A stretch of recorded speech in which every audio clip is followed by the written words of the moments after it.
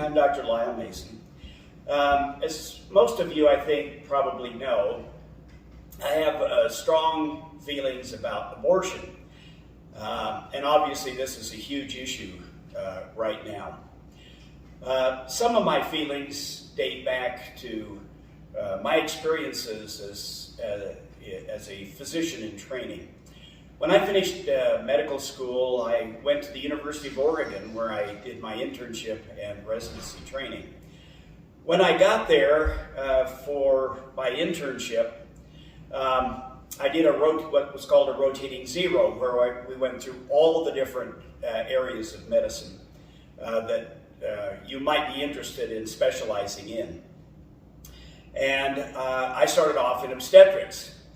And so they were taking us through the obstetrics area of the hospital and showing us around. And then in a small group, we were broken off to go with one of the staff members. I followed this staff member, and we walked into a room, and they were in the process of doing what was called a saline abortion. A saline abortion, basically what they did was they injected salt water into the pregnant uterus, which caused a miscarriage, and the baby would be born dead.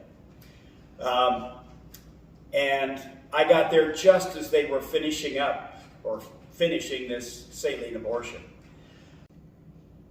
When the baby involved was born, and when they were handling the baby, it was still weakly gasping for air.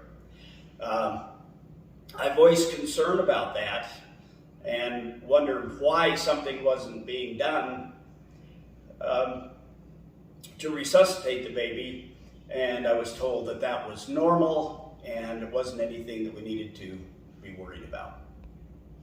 And they took this baby who was basically full term and had just delivered, took the baby over and laid it on a table.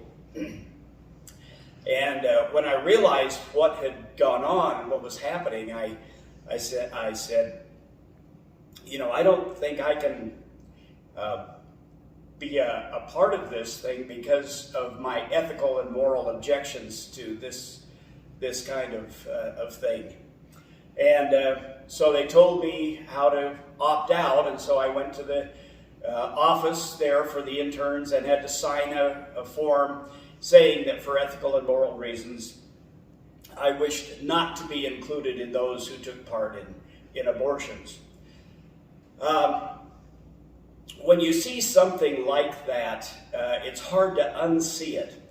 And I think that if more people actually had a first-hand knowledge, a first-hand vision of what occurs in many of these abortions, there would be more of us who would be fighting against it.